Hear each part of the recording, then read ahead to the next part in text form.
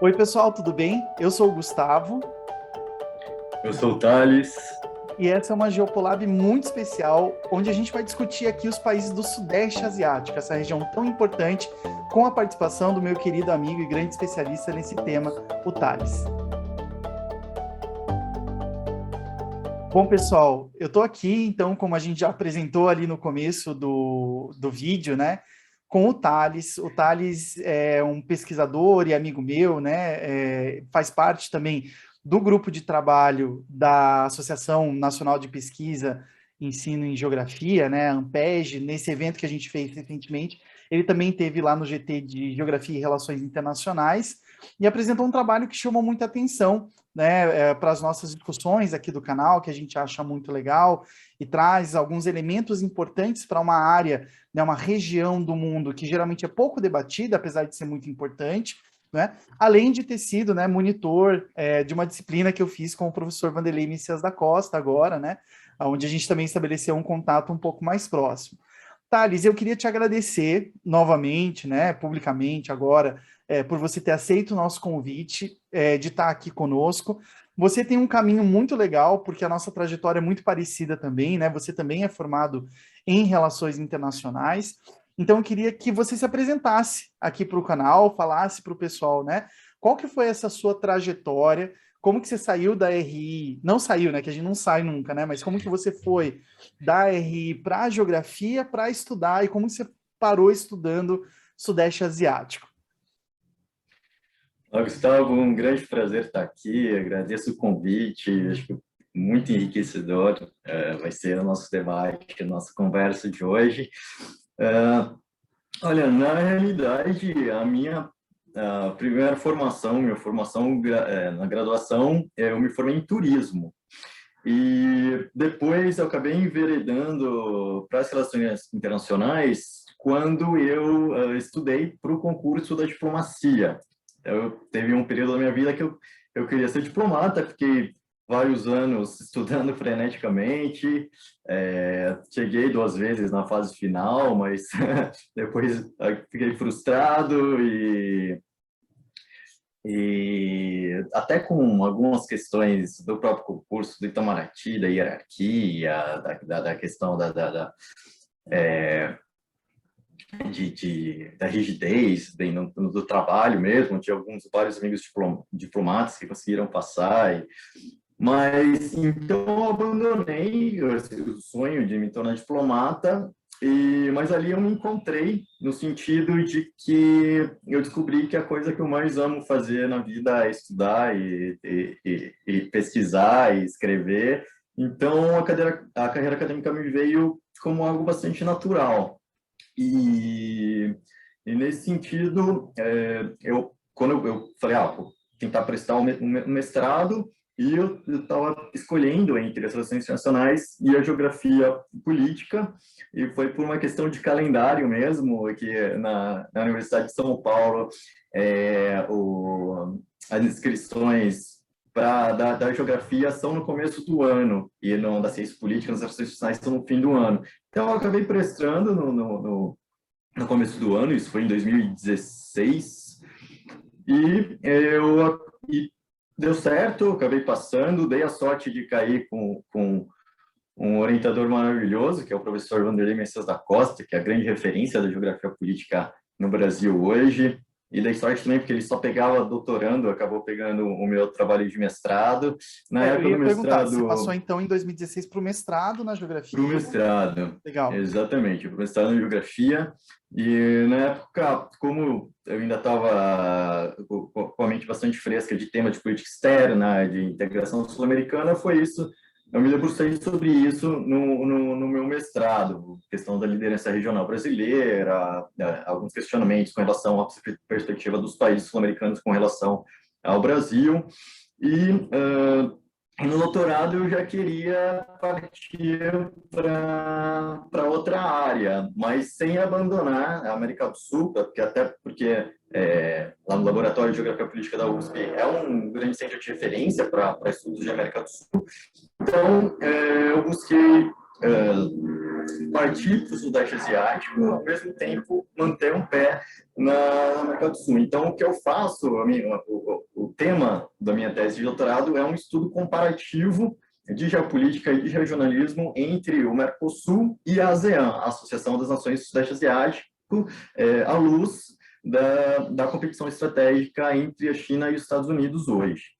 E a minha paixão pelo Sudeste Asiático, bom, por viagens, eu sempre gostei de conhecer diversos lugares do mundo, diversas culturas, línguas, e eu tive uma amiga da Indonésia, que ela fez o mestrado dela na Unicamp, inclusive, na economia. Eu acabei, nós nos tornamos super amigos por intermédio de um grande amigo chinês meu, que também fez mestrado e doutorado na Unicamp, na economia, e eu fiquei fascinado pela cultura dela, por tudo que ela falava da Indonésia, então, e aí eu tive a oportunidade de conhecer os países do Sudeste Asiático, fiz 2 viagens para lá, então, primeiro eu fui para a Indonésia, para Tailândia e para Singapura, e depois eu fiquei quase um mês viajando pelo Vietnã, e não é impossível não se apaixonar pelas pessoas, pelo lugar, pela gastronomia, pela cultura, e as pessoas são bem parecidas, a pessoa do Sudeste Asiático é bem parecido com os sul-americanos, com o latino, eles são expansivos, eles são sorridentes, apesar das adversidades socioeconômicas, é um povo muito feliz. Então, acho que essa conjunção de fatores me levou a estudar com muita paixão o Sudeste Asiático, e é nisso que eu estou mergulhando nesse momento. Não, muito legal. E acho que apresenta também uma coisa super legal, né? Que, enfim, o professor Antônio Vitti sempre fala também, né? Enfim, que essas nossas trajetórias, elas também são entrecruzadas com questões pessoais, né? Com escolhas e opções que são também, de uma forma ou de outra, de caráter mais cotidiano, né? Do que, enfim, grandes opções, né? Enfim, acho que essa escolha, né? Porque trabalhando, né, junto com o pessoal de graduação, eu via muito essa impressão, né, de que os pesquisadores escolhem as áreas pela paixão e tal, não sei o quê. E essa paixão, ela existe, mas ela pode ser canalizada por vários caminhos diferentes, né? E acho que essa tua trajetória mostra um pouco isso também, e o quanto é legal a gente se aprofundar também em outras áreas. Eu sei que eu tinha passado uma outra pergunta antes para você, mas eu vou aproveitar um gancho que você colocou aí da tua pesquisa, só para a gente explicar para o pessoal. Quando a gente fala em competição estratégica entre Estados Unidos e China, o que a gente está falando? Porque esse é um grande tema, né? Eu, por exemplo, sou um crítico ativo da ideia de nova Guerra Fria, enfim, né? Porque aparece muito, principalmente na mídia, nos comentaristas da mídia, e na nossa área de geopolítica e relações internacionais, os jornalistas têm um papel muito importante em dar o tom da discussão, né? Então, se eles começam a usar esse termo, isso acaba sendo absorvido pela academia também, né? Mais do que a academia pautando a mídia, enfim. Explica para a gente o que é essa competição estratégica, então, só para a gente ter uma ideia um pouco mais clara.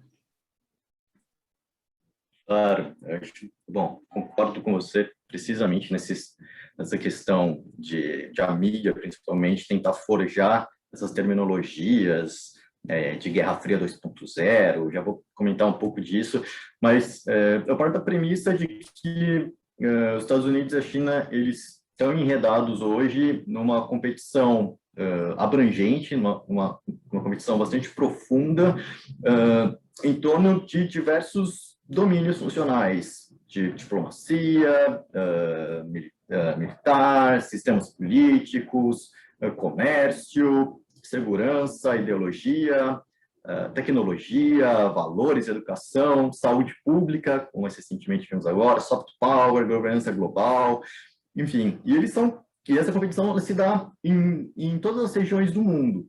Existe uma competição global, portanto, acho que essa é até a característica da política internacional, das relações internacionais atuais. E o Sudeste Asiático, nesse sentido, ele é um microcosmo dessa competição, porque ela consegue é um espaço geográfico em que se congregam todos esses elementos.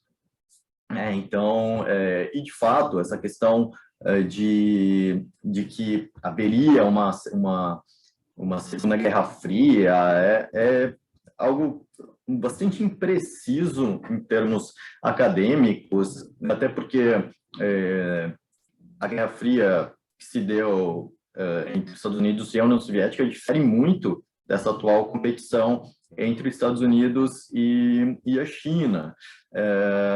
Nós podemos falar, por exemplo, que não existe uma política reativa hoje como havia naquele momento, no sentido de que os Estados Unidos faz A, então a União Soviética fazia B, e aí, nesse sentido, os Estados Unidos faziam C, não era algo, era algo muito olho por olho, dente por dente, e a gente não vê isso na competição atual entre China e Estados Unidos. Não existe essa a rivalidade não dá necessariamente nesses termos, né, nessa política reativa mesmo. A gente pode dizer que ela não é tão automática, assim, ela não é tão centralizada também automaticamente, né? Uhum. E a gente pode falar que, obviamente, em alguns setores, a competição estratégica entre China e Estados Unidos ela é mais forte do que outras, na guerra comercial e, sobretudo, eu acho que sobretudo na tecnológica, mas querer trazer todos esses elementos e inseri-los numa caixinha de competição análogo à Guerra Fria é forçar um pouquinho a barra, mas talvez a gente sabe que na mídia e a academia não necessariamente dialogam tanto quanto deveriam, e até acho que por esse motivo que existem essas imprecisões. Acho que o veículo de mídia que mais tenta passar isso é a Folha de São Paulo, sempre coloca como uma Guerra Fria 2.0, um dos seus colunistas, dos seus jornalistas lá sempre coloca isso de forma inexorável, como se não tivesse outra saída do que isso, mas não necessariamente nós enxergamos dessa maneira. Então, acho que deve ser cuidadoso quando foi tratado desses termos. Não, legal. E aí você disse... Bom, a gente já começou com uma pergunta que eu ia fazer, porque geralmente esse é o foco, né? Eu quis pegar o gancho, né, para entender essa competição estratégica, mas justamente porque geralmente quando a gente fala de Ásia, né, acho que esse é um ponto importante, automaticamente a gente pensa em China, né? Quando muito Coreia do Sul, Japão, Coreia do Norte, enfim, a gente tem essa visão mais voltada para a Ásia-Pacífico, né? Essa região que anteriormente se chamava de Extremo Oriente, enfim. E você falou aí, né, na tua resposta, que o Sudeste Asiático ele é um microcosmo dessa competição estratégica multissetorial, digamos assim, entre Estados Unidos e China. Por que é importante, então, a gente estudar essa região, Thales? O Sudeste Asiático é a arena onde as grandes potências estão fazendo os seus jogos de poder atual. É uma região muito dinâmica, está naquela localização geográfica entre a Índia e a China, entre os oceanos Índico e Pacífico, uma das regiões mais densamente populadas do mundo, são 650 milhões de habitantes no Sudeste Asiático, e é uma região extremamente heterogênea em termos culturais, étnicos, linguísticos, políticos, econômicos, em diferenças de sistemas políticos, de avanços socioeconômicos. Acho que a diversidade é o que define o Sudeste Asiático. São 11 países no Sudeste Asiático, né? Acho que é importante a gente falar disso. Nós temos, então, a Indonésia, a Malásia, as Filipinas, Singapura, a Tailândia, o Vietnã, o Laos, o Camboja, Myanmar e o Timor-Leste. Acho que eu não pulei nenhum. Não sei se for Malásia. E desses todos, desses 11 países, só o Timor-Leste é que não está na Associação das Nações Sudeste Asiáticas, da ASEAN, que é uma instituição muito importante. E no agregado, a ASEAN ela é a sexta maior economia do mundo, né, em questões de PIB nominal. São mais de 3 trilhões de dólares em 2019, uma região que vem crescendo de forma bastante significativa, em torno de 5% a 7%, há mais de 2 décadas. No ano passado, a ASEAN superou a União Europeia como principal parceiro comercial da China.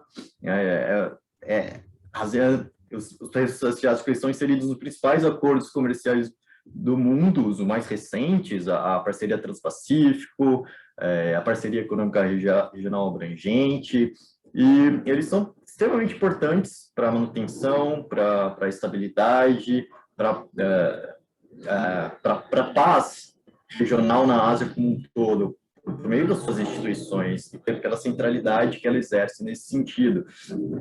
Então, quando a gente, eu acho que é impossível compreender as dinâmicas geopolíticas globais sem passar pelo Sudeste Asiático, sem entender a correlação de forças intra-regional, as influências históricas das grandes potências para o desenvolvimento, para a evolução da Ásia como um todo, e nós estamos testemunhando o surgimento de alianças, de pactos, de mecanismos de segurança da região, mais recentemente o Quad, o quadrilátero, quadrilátero entre a China, a Austrália, a Índia e o Japão, mais recentemente o Pacto AUKUS, entre os Estados Unidos, a Austrália e o Reino Unido. Nós temos as tensões envolvendo Taiwan, o Mar do Sul da China, a guerra comercial e tecnológica entre China e Estados Unidos, o Estreito de Malaca, que é o principal gargalo das rotas marítimas globais, por onde passa cerca de 80% de todo o petróleo importado da China, se localiza na região. Então, tudo passa, em maior ou menor grau, pelo envolvimento do Sudeste Asiático. Então, é uma região incontornável nos estudos da geopolítica, das relações internacionais, segurança internacional, enfim. Não, muito legal. E eu acho que, bom, isso ficou visível, né? Eu gosto muito de acompanhar também o noticiário para ver o que aparece e o que não aparece como notícia importante, né? E essa última reunião do ASEAN apareceu muito no noticiário, o que demonstra, né, um aumento da importância desses países nessas discussões, nesses debates, enfim, que eu acho que é algo muito importante, porque geralmente uma perspectiva que é muito clara, né, enfim, tanto na academia como na mídia, né, que são, enfim, estou escolhendo esses dois aí como principais definidores do debate público na nossa área, mas, enfim, de que as grandes potências mandam em países menores, né? E que esses outros países, eles são títeres, né? São, enfim, marionetes dessas grandes potências e tudo mais.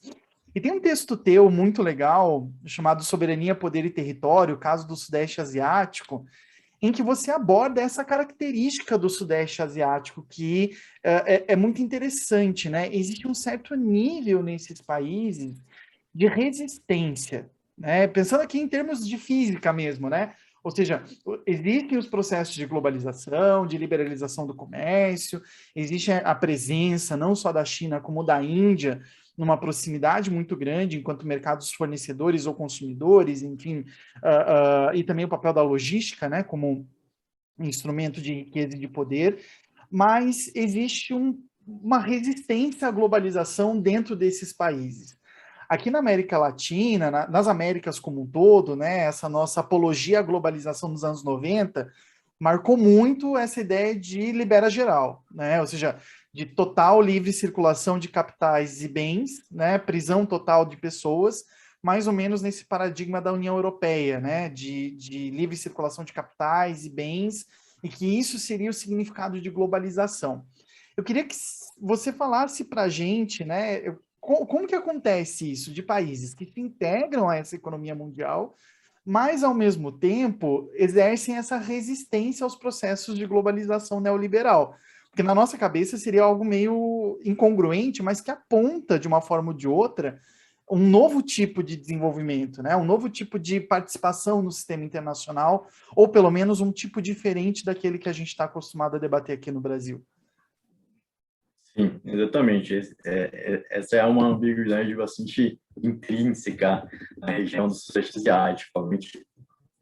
A Guerra Fria trouxe muitas mudanças paradigmáticas nas relações de poder, estados, nas escalas territoriais de geopolítica global. E acho que o advento da globalização, da liberalização econômica em escala global foi muito decisiva para isso. É engraçado que no começo dos anos 90, toda a comunidade acadêmica e política também considerava a Ásia como um contramodelo ao modelo ao paradigma de integração europeu, né, que era aquele assentado na relativização das soberanias, na cessão, na delegação de soberanias, e a Ásia nunca aderiu aos valores caros aos países ocidentais, como o regime democrático, até mesmo respeito aos direitos humanos, sempre foi algo de diversas pressões nesse sentido. E acontece que, ao mesmo tempo em que esses países do Sudeste Asiático, eles estão fortemente inseridos na cadeia, nas cadeias globais de valor, porque são economias fortemente exportadoras, ao mesmo tempo, elas são a região como um todo, ela se apega fortemente a alguns princípios como a soberania territorial, a não intervenção nos assuntos internos dos outros estados, isso está atrelado a um nacionalismo muito forte. Nós temos que pensar que são países que muito recentemente se tornaram estados independentes. Não é? A independência desses estados só veio depois da Segunda Guerra Mundial. Então, eles foram países que foram subjugados por muito tempo pelas potências ocidentais. Né? Nós temos, no Sudeste Asiático, remontando um pouco a história, porque eu digo isso porque, em geral, se tende a considerar o Sudeste Asiático a partir da Segunda Guerra Mundial, como se antes não houvesse região, não houvesse relações comerciais entre esses estados. Na verdade, essas relações remontam a mais de 5.000 anos antes de Cristo. Nós tivemos, ao longo dos séculos, o desenvolvimento de grandes reinos, impérios, os Ayutthaya na Tailândia, os Khmer no Camboja, os Srivijaya no que hoje é Indonésia, e com a colonização, com a expansão comercial, começou no século XV, XVI, e depois com o neocolonialismo e o neoimperialismo no século XIX, esses estados foram diretamente controlados pelos países ocidentais, sobretudo europeus, mas também Estados Unidos, no caso das Filipinas. E isso acabou depois, no contexto da Segunda Guerra Mundial, foram países invadidos e colonizados pelo Japão. Então, dá para entender esse histórico de submissão, de subjugação desses atores, e por isso esse nacionalismo é tão intrínseco, é tão arraigado no pensamento, não só dos líderes políticos, como da população como um todo. Então, no momento da descolonização, da independência desses estados, eles se agarraram muito fortemente a esses princípios. E, obviamente, durante a Guerra Fria, ela foi fria na Europa, ela foi fria em outros países. Na Ásia, no Sudeste Asiático, ela se deu com muita intensidade. A gente está falando, por exemplo, da Guerra do Vietnã, né, que durou de 54 a 75, das guerras civis no Laos, na invasão do Camboja pelo Vietnã. Isso tudo estava enredado nas políticas, nas dinâmicas da Guerra Fria e nas intervenções também das potências coloniais. Então, essa memória contribui para eles erigirem, conservarem, manterem os princípios de soberania territorial, de não intervenção. Então, por isso existe essa resistência, e por isso que existe essa ambiguidade com relação a uma inserção fortemente comercial na economia global, globalizada, e, ao mesmo tempo, politicamente, existem reticências, existem resistências muito fortes então, praticamente todos os países da ASEAN. E também, mais recentemente, nesse movimento da globalização, muitos desses países adotaram medidas de liberalização econômico-comerciais, de abertura comercial, desregulamentação. Houve, até em 92, a área de livre comércio da ASEAN para apoiar o comércio regional, para atrair investimentos, mas a gente tem que lembrar também que houve uma crise financeira em 97 muito forte, que atingiu de forma avassaladora a região, com a adoção dessas políticas neoliberais. E ficou muito claro para eles que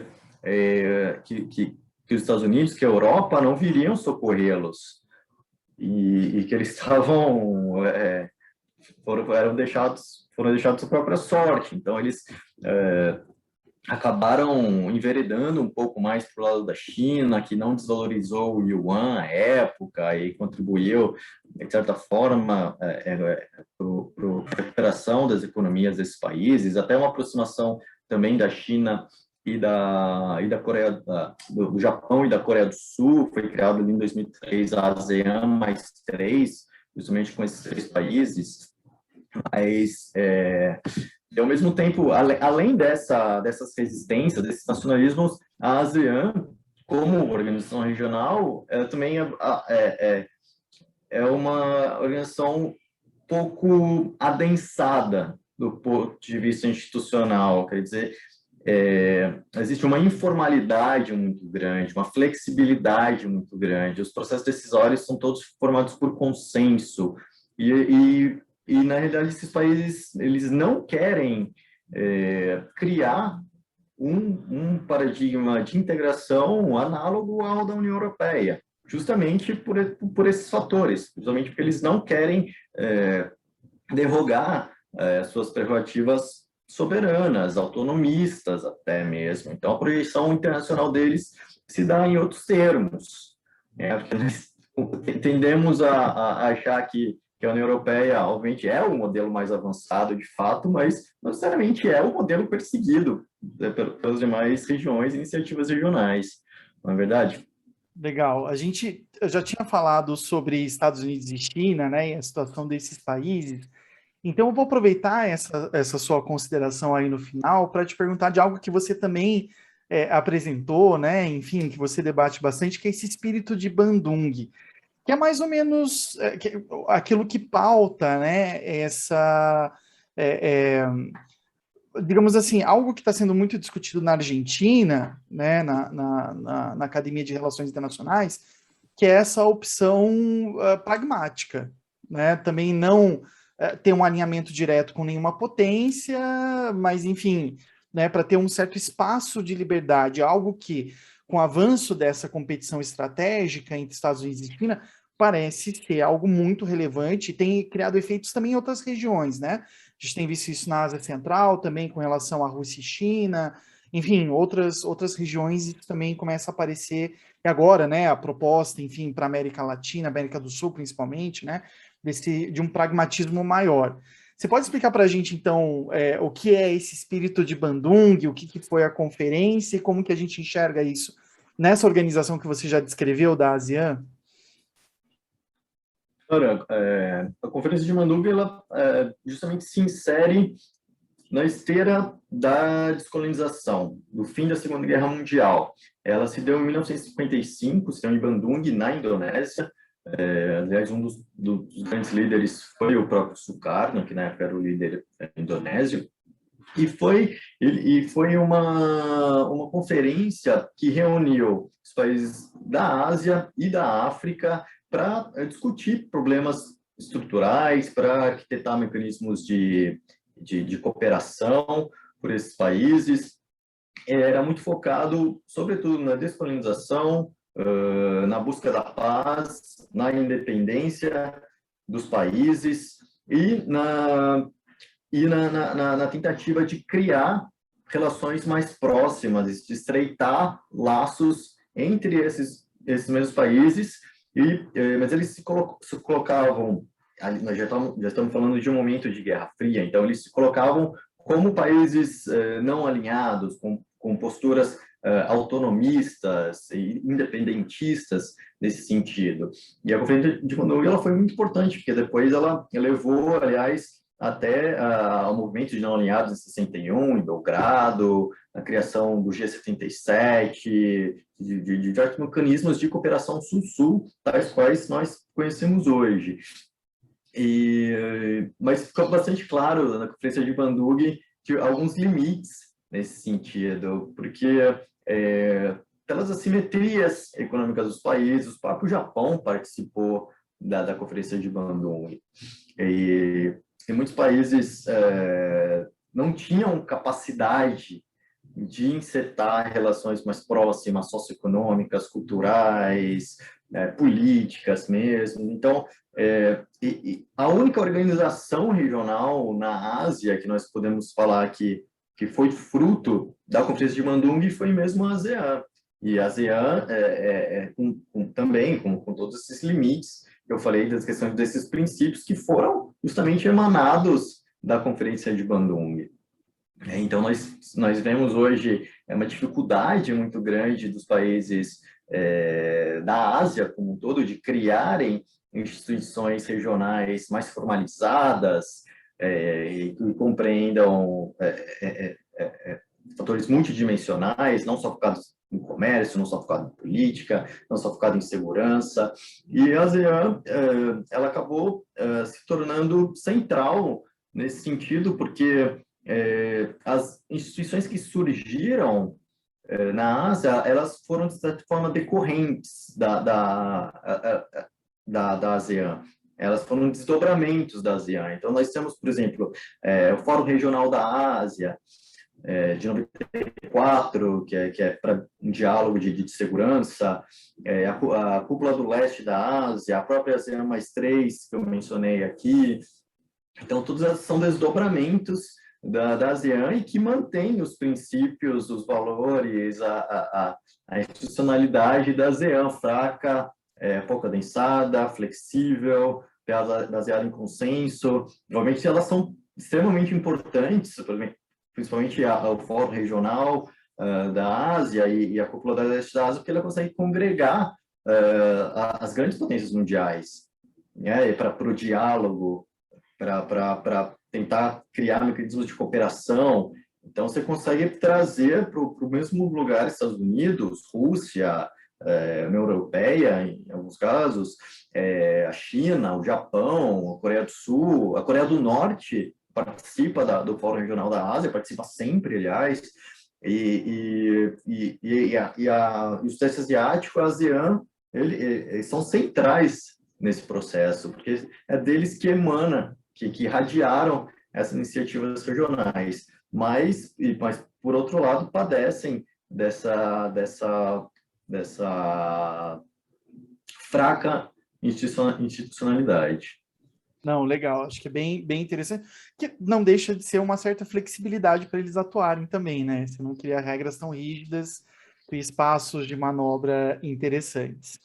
Thales, essas conversas, elas sempre ficam com um gostinho de quero mais, porque elas sempre abrem inúmeras possibilidades, eu não tenho como te agradecer, acho que é um debate muito importante e relevante que a gente faz aqui, é uma região que a gente fala pouco, mas que é muito importante, seja considerado enquanto microcosmos daquilo que está acontecendo no mundo hoje, seja com relação, né, enfim, de fato, na sua relação com o resto do mundo. E eu ia te perguntar, o pessoal que queira entrar em contato, que queira te procurar, como que faz? Pode me mandar um e-mail, posso deixar meu e-mail aqui? O e-mail A gente coloca na descrição. Daí coloca na descrição. Legal, bacana. Pode mandar e-mail, entrar em contato. Eu fico feliz de conversar sobre o assunto. Não acredito que já acabou, então muito rápido. É super rápido. Achei que nós tivéssemos ainda mais meia hora aí pela frente para dar conta. É difícil dar conta, é uma região muito complexa e muito e que traz temas muito apaixonantes para nós que gostamos da geopolítica, da geografia política, das relações internacionais. Isso aí, com certeza. Muito obrigado, viu, Thales? Te agradeço profundamente. Eu que agradeço, Gustavo. Muito obrigado pela oportunidade, pelo convite. Foi um prazer estar aqui com vocês. Estou disponível aí para outras oportunidades também. Ótimo. E é isso, pessoal. Espero que vocês tenham gostado tanto quanto a gente gostou aqui desse vídeo e a gente se vê na próxima. Até mais.